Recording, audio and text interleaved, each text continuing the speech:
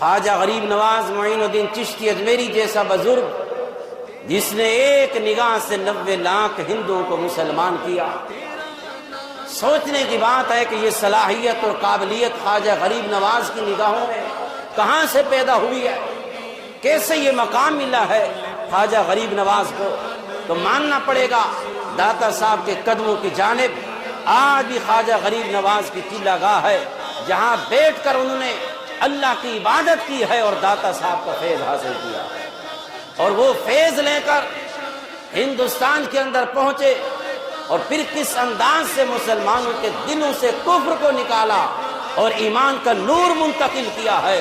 پھر کسی کو کہتے نہیں تھے کلمہ پڑھ لے، بس جو نگاہوں کے سامنے سے گزر جاتا تھا کفر نکلتا جاتا تھا، کلمہ توحید اندر داخل ہوتا ہے. لا الہ الا اللہ محمد الرسول اللہ کی صدائیں ان کی زبانوں پہ آتی تھی. یہ کیا تھا؟ یہ فیض ہے داتا علی حجویری رحمت اللہ.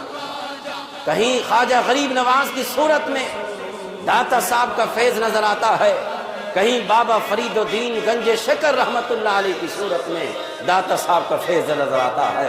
یہ جتنے اولیاء کرام ہیں وہ کسی نہ کسی ذریعے سے داتا صاحب کے فیض کو پوری دنیا کے اندر آج بھی تقسیم فرما رہے ہیں.